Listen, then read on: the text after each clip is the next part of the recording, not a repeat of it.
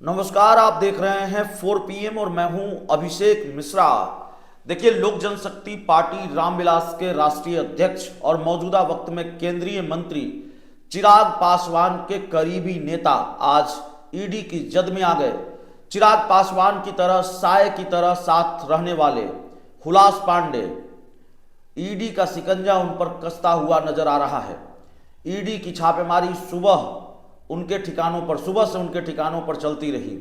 सुबह 6:30 बजे ईडी की टीम हुलास पांडे के ठिकानों पर छापेमारी के लिए पहुंची थी और लगातार कई घंटों तक छापेमारी चलती रही। जो जानकारी निकलकर सामने आ रही है, पटना, बेंगलुरु, दिल्ली, हुलास पांडे के इन तीनों शहरों में ठिकानों पर ईडी की टीम ने छापेमारी की। छापेमारी की खबर हमने आपको बताई। एक अपडेट है इस छापेमारी से जुड़ा हुआ, वो हम आपको बताने आए हैं। सवाल है कि हुलास पांडे के तीनों ठिकानों पर ईडी की छापेमारी हुई।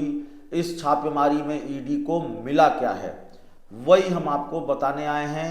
ईडी की टीम ने सुबह जो 6:30 बजे से छापेमारी की, तो जो मीडिया रिपोर्ट्स के हवाले से खबर आ रही है, वहाँ ईडी को कैश भी बरामद हुआ है। ईडी की टीम ने बड़े पैमाने पर जमीन के कागजात और कैश बरामद किए हैं। बंद कमरे में वहाँ मौजूद लोगों से पूछताछ भी की गई है और ईडी को कैश और जमीन के कागजात बड़े पैमाने पर मिले हैं। हो सकता है बंद कमरे में वहाँ मौजूद लोगों से ईडी की टीम ने पूछताछ की हो, तो और भी कुछ जानकारियां ईडी को मिली हो।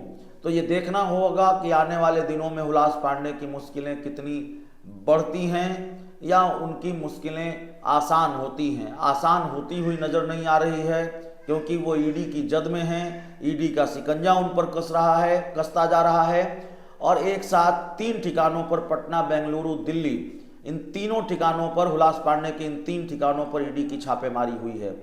हुलास पांडे के भतीजे विशाल प्रशांत अभी हाल ही में विधानसभा उपचुनाव जीतकर तरारी से विधायक बने हैं। हुलास पांडे के भाई सुनील पांडे दिग्गज नेता माने जाते हैं, बाहुबली नेता माने जाते हैं और कभी नीतीश कुमार के बेहद खास रहे हैं, बेहद करीबी रहे हैं। अभी भारतीय जनता पार्टी में हैं। पशुपति पारस की पार्टी रालोसपा छोड़कर उन्होंने भारतीय जनता पार्टी का साथ थामा। लेकिन हुलास पांडे, जो चिराग पासवान के बेहद खास नेताओं में से हैं, चिराग पासवान की पार्टी में सबसे करीब कोई चिराग की पार्टी में कोई नेता है तो राजू तिवारी, हुलास पांडे, संजय पासवान, ऐसे नेताओं की गिनती होती है। और चिराग पासवान के सबसे करीबी नेता पर ईडी का शिकंजा, तो जाहिर है राजनीतिक गलियारों में चर्चा का बाजार तो गर्म होगा। तो राजनीतिक गलियारों में चर्चा का बाजार भी खूब गर्म है।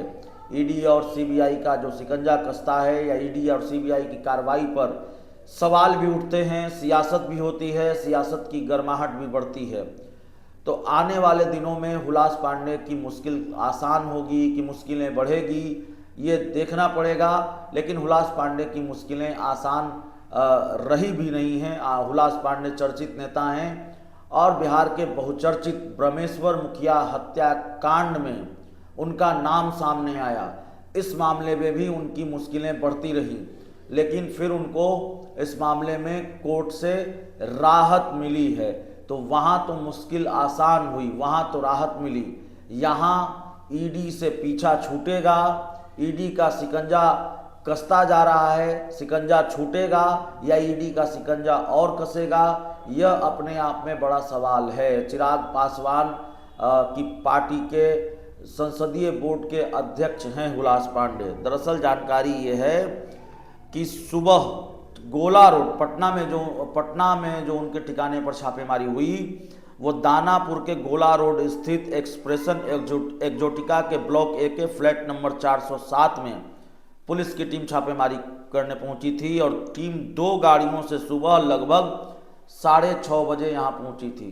तो सुबह ईडी की टीम की छापेमारी और हुलास पांडे पर ईडी का बढ़ता हुआ शिकंजा, तो बड़ी खबर है, बड़ी जानकारी है। क्या मिला वो हम आपको बताने आए थे। ये जो अपडेट सामने आया, तो बड़े पैमाने पर जमीन के कागजात मिले हैं, कैश भी बरामद किए हैं। हालांकि कितना कैश बरामद हुआ है ईडी को ये अभी स्पष्ट नहीं है।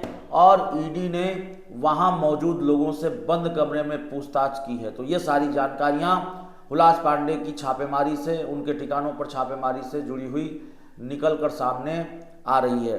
अब देखिए, जैसा कि हमने पहले भी बताया, जब हमने ये खबर आपको इससे पहले दी तब भी बताया कि ईडी की कार्रवाई जब भी होती है तब सवाल भी उठते हैं, सियासत भी गर्माती है, इसके राजनीतिक मायने भी निकाले जाते हैं। चुनावी वर्ष में इस छापेमारी का कोई मतलब है? क्या राजनीति के चश्मे से इसको देखा जाना चाहिए? राजनीतिक दलों की तरफ से क्या प्रतिक्रियाएं आती है, क्या रिएक्शन आता है? चिराग पासवान की तरफ से भी कोई रिएक्शन आएगा, बयान आएगा? हुलास पांडे की चुप्पी टूटेगी, हुलास पांडे की तरफ से कोई बयान आएगा? अभी तक जो मेरी जानकारी है, हुलास पांडे का रिएक्शन इस पर नहीं सामने आया है, उन्होंने कोई बयान नहीं दिया है। तो इन बयानों का भी इंतजार रहेगा। इस पूरी रिपोर्ट में इतना ही। बहुत बहुत धन्यवाद।